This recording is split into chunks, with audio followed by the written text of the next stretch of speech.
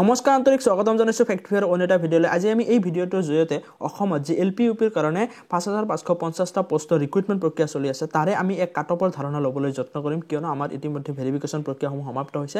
তো আমাৰ কিছু সময়ৰ ভিতৰতে কিছু দিনৰ ভিতৰতে আমাৰ মেৰিট লিষ্টসমূহ ওলাব।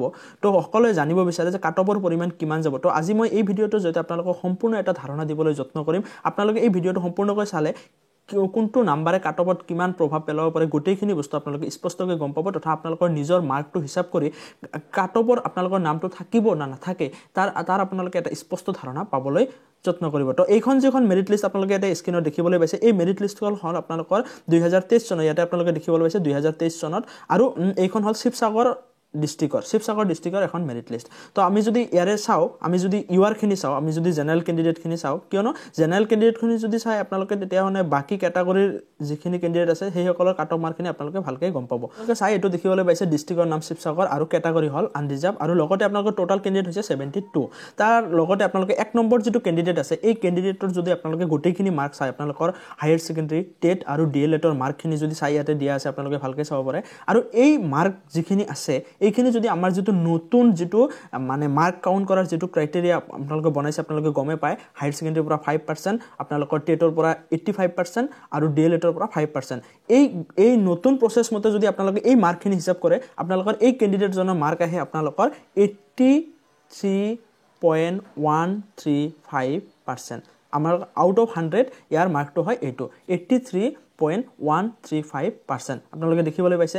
তাৰ লগতে লগে লগে মই আপোনালোকক আৰু এটা বস্তু জনাব বিচাৰোঁ যে এই যি কেটাগৰীখিনি আছে ইয়াৰ যদি আপোনালোকে তলৰ যিটো লৱেষ্ট নাম্বাৰটো চায়, লৱেষ্ট যিটো কেণ্ডিডেট আছে আপোনালোকৰ একদম ইয়াতে যদি আপোনালোকে 72 নাম্বাৰ যিটো কেণ্ডিডেট আছে ইয়াৰ মাৰ্কখিনি যদি চাই আপোনালোকৰ হায়াৰ ছেকেণ্ডেৰীত আছে 75%, লগতে টেটত আছে 60% আৰু আপোনালোকৰ ডিএলএডত বা বিএডত আছে 77%। আৰু এই তিনিওটা মাৰ্ক যদি আমাৰ নতুন যি ক্ৰাইটেৰিয়া সেইমতে যদি আপোনালোকে হিচাপ কৰে ইয়াৰ যিটো পাৰ্চেণ্টেজ ওলাই আহিব আউট অফ 100 সেইটো হ'ব 58.6।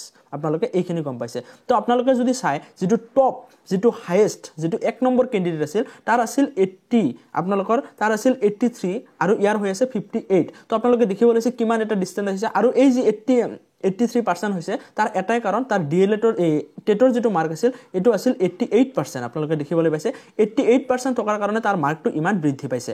তো আপোনালোকে গম পাইছে এতিয়া যে আপোনালোকৰ যিটো টেটৰ মাৰ্ক হ'ব, যিটো ইয়াতে আপোনালোকে এইখিনি ছেকশ্যনত যিটো টেটৰ মাৰ্কটো আপোনালোকে দেখিবলৈ পাইছে, আপোনালোকৰ যিটো টেটৰ মাৰ্ক হ'ব টেটৰ মাৰ্কটোৱে আপোনালোকৰ কিমান ডাঙৰ এটা ৰোল প্লে কৰিব আপোনালোকৰ এই যি নতুন ক্ৰাইটেৰিয়া ওলাইছে সেই ক্ৰাইটেৰিয়াত আপোনালোকৰ মাৰ্কখিনি কাউণ্ট কৰোঁতে। তো আপোনালোকে গম পাইছে।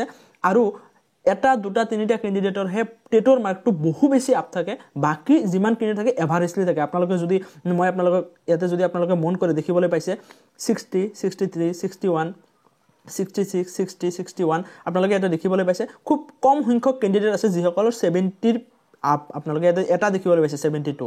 আপোনালোকে যদি আগলৈকে আৰু গুচি যায় আপোনালোকে চাব 60ৰ ঘৰতে গোটেইখিনি টেটৰ মাৰ্ক দেখিবলৈ পাব। ইয়াতে আপোনালোকে 72 তলত দেখা পালে আৰু ইয়াতে মান দুটামান আছে। তাৰপিছত আপোনালোকে যদি আৰু ওচৰত যায় ইয়াতে আপোনালোকে 70, 71 কেইটামানহে দেখা পাইছে, কিন্তু বেছি সংখ্যক কেণ্ডিডেট আপোনালোকৰ 60ৰ ঘৰত টেটৰ মাৰ্কটো থাকে। তো যদি আপোনালোকৰ টেটৰ মাৰ্কটো বেছি অলপ কৰিব পাৰে, আপোনালোকৰ যদি বেছি আছে তেতিয়াহ'লে আপোনালোকৰ এই যিটো মেৰিট লিষ্ট ওলাব সেইটোত নাম থকাৰ সম্ভাৱনা আপোনালোকৰ যথেষ্ট আছে। আৰু এটা বা দুটাৰ আপোনালোকৰ বহু বেছি মাৰ্ক চাই আপোনালোকে হাবাথুৰি নাখাব, কিয়নো মেজৰিটি সংখ্যক কেণ্ডিডেট আপোনালোকৰ সেই 60ৰ পৰা 65 বা 66ৰ ভিতৰতেহে থাকে। তো আপোনালোকে এতিয়া গম পাইছে যে আপোনালোকৰ কাট অফটো কিমান হ'ব পাৰে। আপোনালোকৰ বেলেগ বেলেগ ডিষ্ট্ৰিক্টত বাৰু বেলেগ বেলেগ অলপ কম বেছি হ'ব, কিন্তু সিমানো কম বেছি নহয়।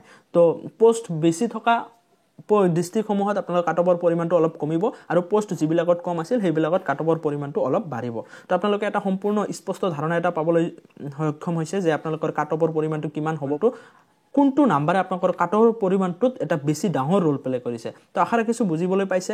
তো ইয়াৰ লগতে আপোনালোকৰ প্ৰভিজনৰ মেৰিট লিষ্টসমূহ কেতিয়া ওলায় সময়ে সময়ে আপডেট দিবলৈ যত্ন কৰি আপোনালোকে আমাৰ চেনেলটো ছাবস্ক্ৰাইব কৰি ৰাখিব। আগন্তুক আহিবলগীয়া গুৰুত্বপূৰ্ণ ইনফৰমেশ্যনসমূহ পাই থাকিব।